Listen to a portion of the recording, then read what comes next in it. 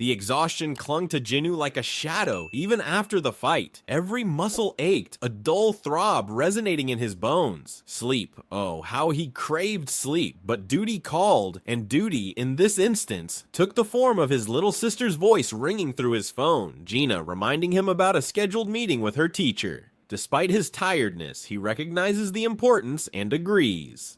Before heading to the school, Jinu visits a bank. He likely needs to update his passbook, a routine task for managing his finances. The bank receptionist is astonished upon seeing Jinu's account balance exceeding 1.4 billion. This hefty sum could raise questions about his source of income, especially considering his previous low-rank hunter status. Jinu might deflect the receptionist's curiosity by mentioning his profession as a hunter, hinting at the lucrative but risky nature of the job. Later that day, Jinu arrives at Gina's school dressed appropriately for the meeting. His appearance catches the attention of some of Gina's friends, who find him attractive. He meets with Gina's teacher. The teacher expresses concern about Han Song-yi, Gina's friend, who recently awakened as a hunter but is struggling and considering quitting school to pursue a hunter career.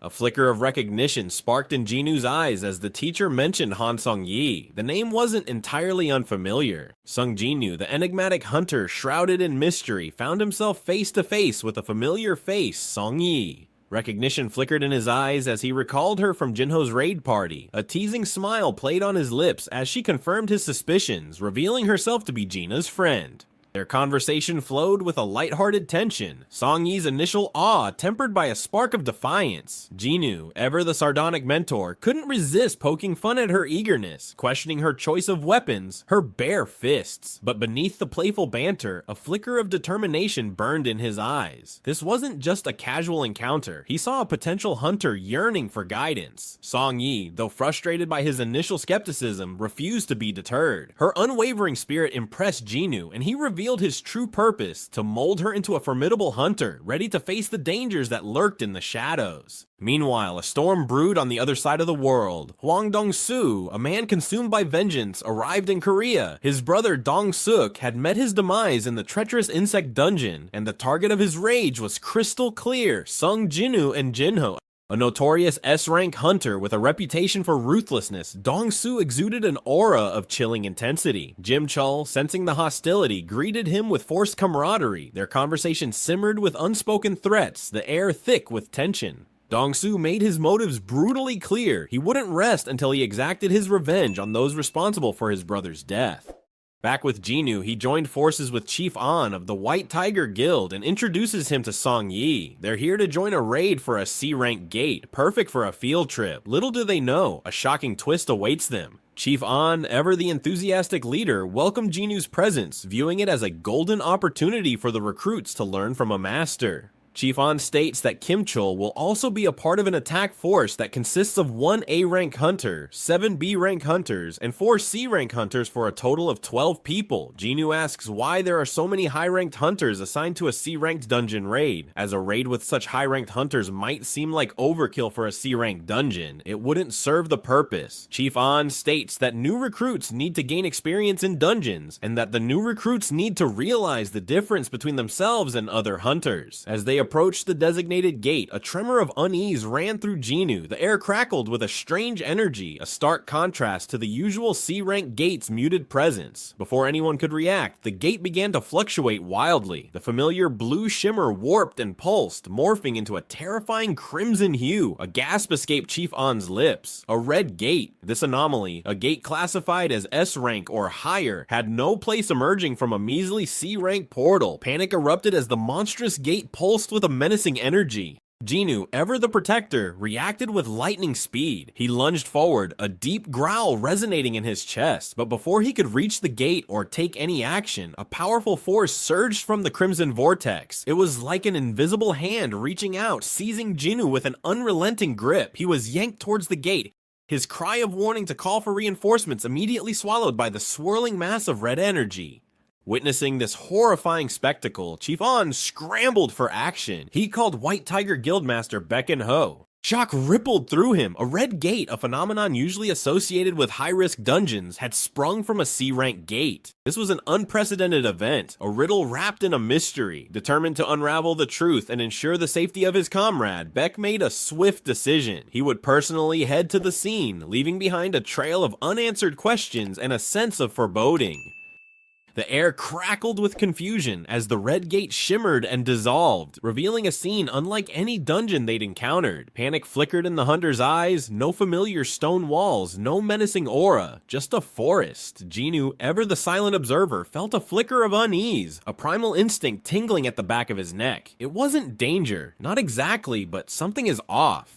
Suddenly, a streak of white tore through the air, aimed dead center at Han Song-yi. Ice shimmered around the arrowhead, a harbinger of death. But before it could connect, a blur of white flashed. Jinu, reflexes honed from countless battles, snatched the arrow out of the air an inch from its target. High in the branches, hidden amongst the emerald leaves, figures stirred. Ice elves, notorious hunters, known for their chilling accuracy and merciless pursuit of prey.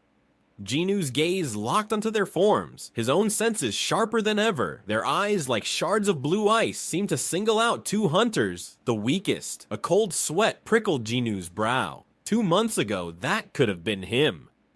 A booming voice shattered the tense silence. Chul, the stoic A-rank hunter, his face grim. "We're inside a red gate, no leaving until everyone's dead or the dungeon opens." Red Gate, a chilling term for seasoned hunters, a one-way portal sealing its victims inside until the twisted game within concludes. No reinforcements, no escape until the monstrous boss is slain or the dungeon itself decides to release them. Back at the gate, frustration gnawed at Beck and Ho. The promised C-rank gate, a blatant lie. He interrogated Chief An, learning about the rank attack force. His heart sank. A red gate against 1 A-rank hunter, 7 B-rank hunters, and 4 C-rank hunters. They were as good as dead. The silence of morning hung heavy. Huang Dong-su, grief a suffocating fog clouding his thoughts, listened numbly as Chul delivered the grim details. A body lost to the dungeon and a ceremony shrouded in privacy. The raw ache of loss began to harden into a steely resolve. A single burning purpose formed in his mind: find Sung Jinu and Jinho, make them pay for his brother's death. Just then, his phone pierced the silence. A notification flashed on the screen, sending a jolt through him. E-rank hunter Sung Jinu had entered a dungeon. Fate, it seemed, was offering a cruel twist of circumstance. Jinu, oblivious to the storm brewing outside the gate, gripped the stolen arrow. His eyes narrowed. This forest held secrets, dangers unseen. The hunt, it seemed, was just beginning. Trapped in a twisted game, Chul, the seasoned A-ranker, surveyed the unsettling forest. To escape this red gate with no guarantee of survival. This wasn't your average dungeon. B-rank hunters, the bare minimum for such a treacherous landscape, and even then, with a large group, tensions could crack faster than a twig underfoot. A solution rose in his voice: a separation. Only the strong, the B-ranks and above, could form a strike team to clear a path out. The rest, sadly, would be dead weight, a burden in this unforgiving environment. 2 groups emerged, Chul leading the first, a steely glint in his eyes. Jinu, the ostracized E-rank, found himself at the head of the dead weight. Their first test arrived. Chul's group wasted no time. A colossal ice bear charged, but the A-rank hunter sliced through it with practiced ease. Survival of the fittest, it seemed, was the name of the game. They feasted on the bear, its meat a grim necessity, and pushed on, fangs gleaming with deadly promise. Chul, a whirlwind of steel, cleaved through the beast with ease. Jinu's team, meanwhile, arrived at a chilling territory marked by the claws of ice bears. Fear gnawed at the weaker hunters. Retreat, they pleaded, but Jinu stood resolute. A surprise unfolded. From his inventory, he pulled out warm fur coats, 1 for each. Shock and questions filled the air. Who was this E-rank enigma? Jinu's response was a terse order. No questions, no demands, just stay behind me. Suddenly the earth rumbled. A monstrous ice bear, a high-ranked predator, emerged from the shadows. Panic gripped the group, but Jinu, a blur of movement, launched himself at the beast. With a single brutal punch, he sent the monstrous bear crashing to the ground. The silence that followed was deafening. Back in the human world, a tense exchange unfolded. Chief An revealed to Baek-Eun-ho that the trapped force included Sung Jinu, an E ranker rumored to be a reawakened hunter. Then a screech of tires tore through the air. Hwang Dong-soo, fueled by grief and vengeance, stormed in with Chul by his side. Baek-Eun-ho, anger flaring, demanded Hwang's purpose. "I'm here for that E-rank kid, Sung Jinu." Baek-Eun-ho, taken aback, could only witness the unwavering resolve in Dong-soo's eyes. Chul, however, knew the truth in his heart. Jinu wouldn't make it back alive.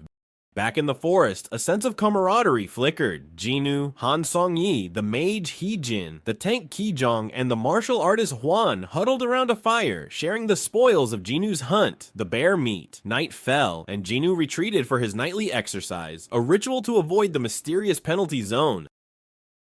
Then under the cloak of darkness, he unleashed his secret weapon, the Shadow Army. Shadows danced around him, a silent army ready to hunt. With them by his side, Jinu stalked into the night, leaving his companions safe by the fire, the forest echoing with the growls of ice bears.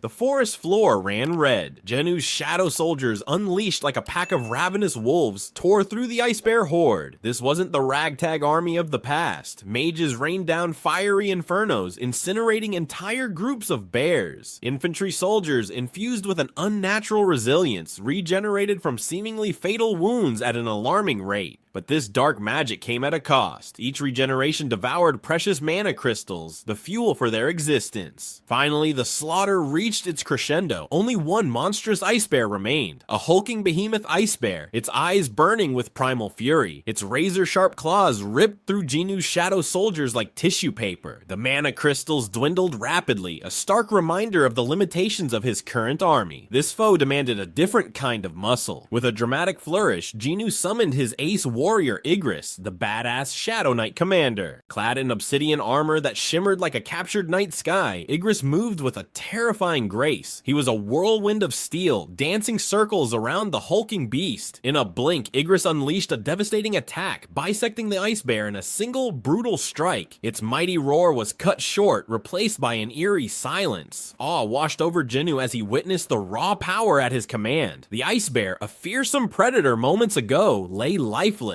a testament to Igris' deadly prowess. But Jinu wasn't done. He approached the fallen giant, his hand outstretched. With a surge of dark energy, he claimed the fallen beast's shadow essence, enriching his growing army with the power of this formidable foe. Meanwhile, outside the Red Gate, tension crackled in the air like a live wire. Baek-Eun-ho, the stern guild master, locked eyes with Hwang Dong-soo, a man consumed by rage and vengeance. Dong-soo, frustrated by the lack of information, demanded answers. How did the weakling E-ranker Jinu manage to enter the Red Gate? Chief An, his face etched with worry, stepped forward. A flicker of recognition passed through his eyes as he revealed his involvement. Jinu, it turned out, was an old acquaintance. Dong-soo, enraged by this revelation, reacted violently, grabbing An by the throat. Before fists could fly, Baek-Eun-ho intervened, the air crackling with the raw power of two S-rank hunters. A clash of titans seemed imminent, but Chul, ever the pragmatist, stepped in and diffused the situation. He explained his suspicions about Jinu's awakening, but even the most advanced magic detector couldn't reveal the truth 2 months ago. Jinu was still classified as a lowly E-ranker. Chief An's words washed over Dong-soo, a wave of sympathy laced with skepticism. While offering condolences for his brother's demise, An cast doubt on the idea of Jinu single-handedly eliminating an entire force. This unexpected revelation sent a tremor through Dong-soo's grief-stricken resolve. A seed of uncertainty sprouted in his mind. If Jinu wasn't responsible, then who was? The question hung heavy in the air, demanding an answer. Back in the treacherous forest, a different kind of horror unfolded. Chul's team, battered, bruised, and starving, faced a new nightmare, Yetis. These abominable creatures, towering behemoths with an insatiable hunger for flesh, tore through the B-rank hunters. Their screams echoed through the desolate landscape, a chilling symphony of despair. Chul, fueled by a desperate will to survive, fought valiantly, but it wasn't enough. Exhaustion and hunger sapped his strength, leaving him vulnerable. Just as the last hope dwindled, another horrifying force descended, the Hyaki. Merciless and relentless, these monstrous creatures slaughtered the remaining members of Chul's team. Fear propelled him forward, deeper into the unforgiving woods. Kim Chul, once a fierce leader, was now running for his life. Exhausted but alive, Kim Chul stumbled upon a sight that defied logic. The dead weight team, whom he abandoned for being weak, were alive and well. They had tents, warm clothes, and most importantly, food. Envy gnawed at him. With a full stomach, he could have fought, could have survived. Blinded by rage and self-pity, Kim Chul accused them of hoarding supplies. He lunged at Hee-Jin, his blade glinting in the dim light. Before he could land a blow, a searing pain erupted on his head. Jinu, a silent guardian, had intervened, slamming Kim Chul to the ground with a single blow.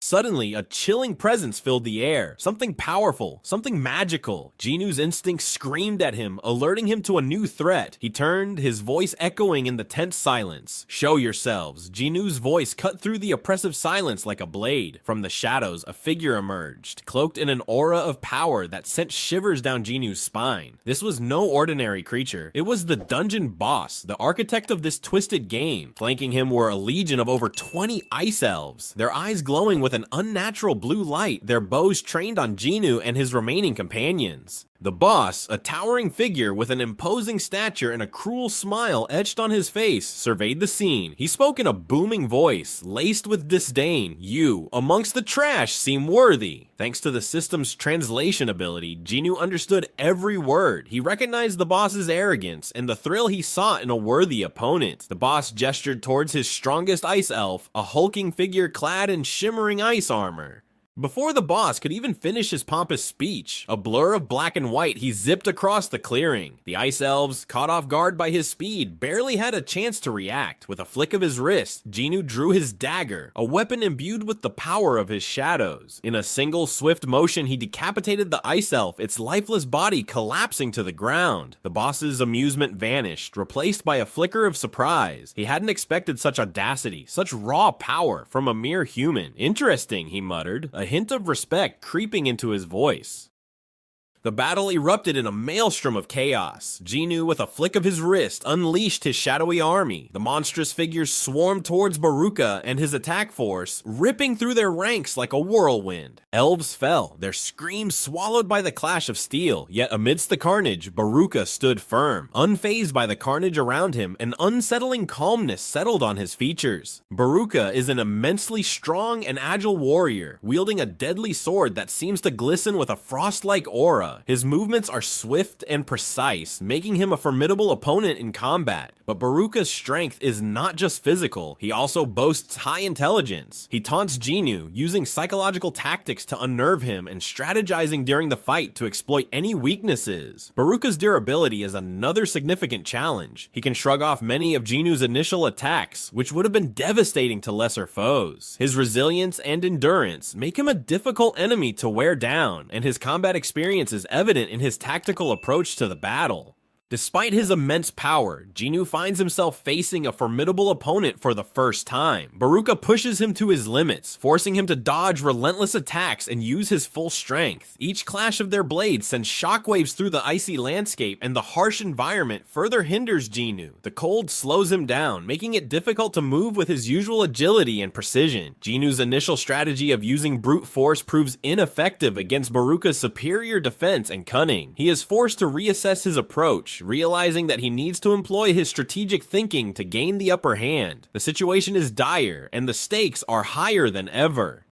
Amid the chaos of the battle, Kim Chul regains his sense, sees an opportunity. Driven by anger and blaming Jinu for hoarding supplies, Kim Chul attempts to attack Jinu from behind, hoping to take him out. However, Jinu's instincts are razor sharp. Sensing the imminent threat, he reacts quickly and releases Igris. His formidable shadow soldier, Igris, swift and merciless, intercepts Kim Chul's attack and decimates him with a single powerful strike. This swift and brutal response underscores Jinu's preparedness and the loyalty of his shadow soldiers. After the dust settles, Jinu extracts Kim Chul's shadow, turning him into one of his loyal shadow soldiers. He names this new shadow Iron, a nod to Kim Chul's former strength and potential. Iron quickly proves his worth, becoming a valuable asset in the ongoing battle. Realizing that brute force alone won't be enough to defeat Baruka, Jinu starts to think more strategically. He begins to utilize the shadows of the fallen hunters, creating distractions and launching surprise attacks. This tactic catches Baruka off guard and shifts the momentum of the battle. Jinu's superior regeneration also plays a crucial role, allowing him to endure the fight while Baruka begins to tire. Jinu's ability to summon and control shadows becomes a key advantage. He uses them to create openings in Baruka's defenses, gradually wearing him down. The tide of the battle starts to turn in Jinu's favor, but the fight is far from over.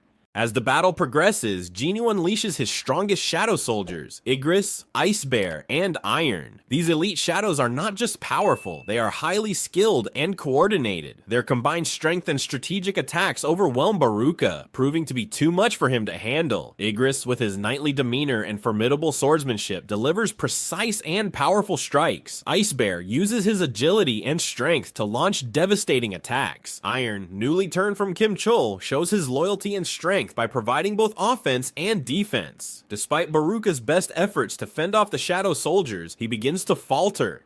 The shadows inflict significant damage, gradually wearing him down. The once confident and taunting Ice Elves king now finds himself on the defensive, struggling to keep up with the relentless assault. Cornered and realizing that his defeat is imminent, Baruka unleashes a final, desperate attack. He gathers all his remaining strength and channels it into a powerful strike aimed at Jinu. The attack is fierce and destructive, but Jinu is ready. Fueled by his determination to protect the remaining hunters and bring an end to the battle, he counters with a powerful shadow attack of his own. In a climactic moment, Iron strikes the decisive blow. The shadow of Chul, now fully loyal to Jinu, delivers a powerful strike that breaks through Baruka's defenses, creating an opening for Jinu to finish the battle. The clash of their final attacks creates a massive explosion of energy, sending shockwaves through the dungeon. When the dust settles, it is Jinu who stands victorious. Baruka, the once mighty Ice Elf king, lies defeated, having succumbed to the combined might of Jinu and his shadows.